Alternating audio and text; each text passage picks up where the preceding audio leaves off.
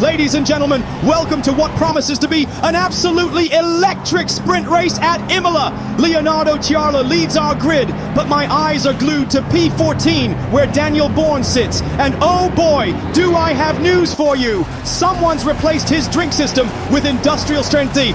Italian ESPRESSO! Bourne's hands are dancing across his wheel like he's playing a caffeine-fueled piano concerto. And we're off! The field surges forward like a caffeinated tsunami, with Bourne's twitching starts giving me flashbacks to my first date. Equally jittery, equally unpredictable, equally destined for chaos. Drama in the midfield. Shank and Gremmels have gotten together like two angry wasps at a picnic. Carbon fiber confetti everywhere, folks. My heart's racing faster than Bourne's probably is, and that's saying something today. Braun slices past Gremmels like a hot knife through butter. That's what I call efficient driving, unlike my efficiency at small talk at team parties. Bourne makes his move. Our caffeinated crusader diving past Gampas at Villeneuve like he's got rocket fuel in his veins. The espresso strikes first.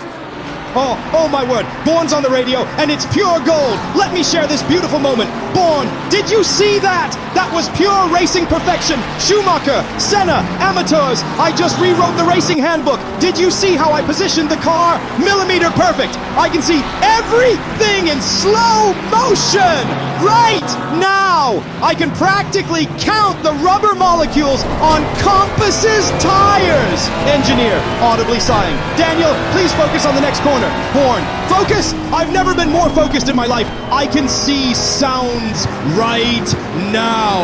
The apex is speaking to me. It's saying, Daniel, you're the chosen one. Engineer, that's not how apexes work, Daniel.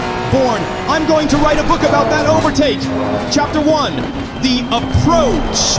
Chapter 2, the execution. Chapter 3, the legacy. Bourne's espresso-powered racecraft seems to be wearing thin. His hyper-caffeinated reactions. Calvo swoops past Bourne, catching him mid-monologue about his legendary overtake. And there goes Gates too. Bourne's espresso-fueled glory was shorter lived than my racing career. Another position lost as Kraft squeezes past. Bourne's immediately on the radio. What happened to the gentleman's agreement? I thought we had something special. This is betrayal of the highest order. I specifically remember signing a blood oath with all of you in the driver's briefing. Or was that a caffeine-induced hallucination? No, it was real. I remember the ceremonial robes and everything. This is worse than the time someone stole my lucky racing socks, and yes, they were lucky. I tested them scientifically with a complex system of stopwatches and fortune cookies. His engineer, bless their soul, has just muted their microphone. The midfield battle has turned into an absolute masterclass of questionable decision-making. Bourne's espresso-fueled crusade through the pack resembles a caffeinated pinball machine gone haywire. His car's dancing on the ragged edge of physics, defying both gravity and common sense. The rest of the field can only watch in bemused amazement as this caffeinated catalyst rewrites the racing rulebook. Bourne reclaims P17 from Kraft in a surprisingly clean move. As he passes, Bourne's voice crackles through. Thank you, kind sir. You are a true gentleman and scholar. Unlike some people, everyone else, who clearly missed the secret racing Illuminati meeting where we all agreed to let me win. I shall write a sonnet about your kindness. Roses are red, racing is neat. Your courtesy in battle cannot be beat. I'm basically Shakespeare on wheels right now. By chain, half-distance report shows Chaucer leading this incredible dance, with Bourne maintaining P17 through sheer caffeinated willpower. I haven't seen this much energy since my cat found the coffee beans. The championship implications are massive as Chaucer CZ dominates while Bourne defies physics itself. Taylor makes a beautiful move on Shank at Tosa, clean as my grandmother's china. Mesa shows great aggression, muscling past Glasser for 10th position. What a move! Contact between Massa and Shank, both cars somehow staying in it. More drama as Mazza and Shank tangle again. These two are getting friendlier than pandas at a bamboo buffet. Glasser strikes back against Mazza, but there's more contact. This is getting spicier than my famous racing chili. Mazza's driving is more aggressive than my Aunt Martha at a Black Friday sale. 3 incidents in rapid succession. It's like watching a demolition derby, orchestrated by someone who's had as much caffeine as Bourne. back to the action, and Bourne's holding P17 with the determination of a caffeinated squirrel protecting its last acorn. His telemetry shows his heart rate matching the RPM of his engine. That's dedication, or possibly medical concern. Calvo and Shank coming together like distant relatives at an awkward family reunion. Metal meets metal. Bourne seizes the moment. Our espresso-powered warrior claims P15 from Shank. His brake pedal's getting a workout that would make a gym instructor proud. Those caffeine jitters are creating a whole new driving style. Bourne's zeroing in on Van Berg like a heat-seeking missile powered by pure Italian espresso. The chase is on. Delta T minus 0.324 seconds per corner divided by pi times the square root of my heart rate equals victory. I can taste the overtake. It tastes like more espresso. Bourne's engineer desperately trying to find the mute button.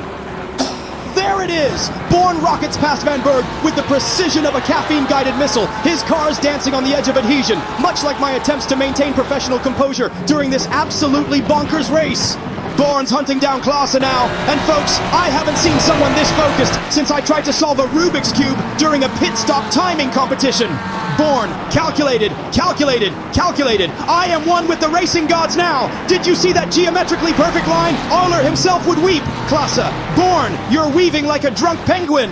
Bourne, that's the dance of victory, my friend. The ancient racing spirits demand it.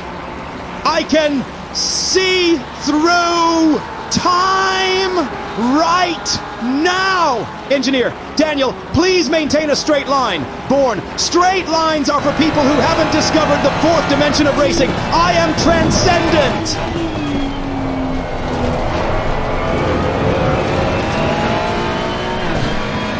The battle rages on like a physics equation gone wrong. Bourne's trajectory defies every known racing principle, yet somehow he's maintaining position. His car control oscillates between brilliant and terrifying with each passing microsecond.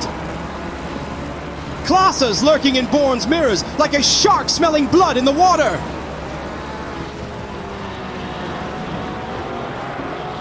Bourne runs wider than my collection of racing anecdotes. The espresso finally betrays him. The inevitable happens. Bourne drops 2 spots faster than my dating life in racing season. He's gesturing wildly, looking like a caffeinated orchestra conductor in a spinning race car.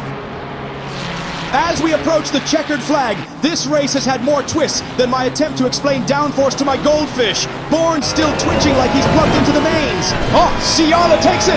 What an absolutely incredible display of racing prowess! Meanwhile, Bourne's still vibrating in his cockpit, probably calculating the quantum physics of his next caffeine-fueled adventure. This has been more entertaining than my attempt at karaoke at last year's driver's briefing. And there you have it, folks, a race that broke every known law of racing physics. Bourne's caffeinated crusade has rewritten the textbooks on human performance. Someone check if Einstein left any notes about espresso in racing. Dent and Klaassen bring it home in P12 and P11. What a show they've given us. Bourne crosses the line in P13, still muttering pace calculations. Join us next week, same time, same channel, where we'll see if Bourne switches to decaf. Though between you and me, motorsport family, I heard he's already ordered a double espresso machine for his car. This is Jeff signing off.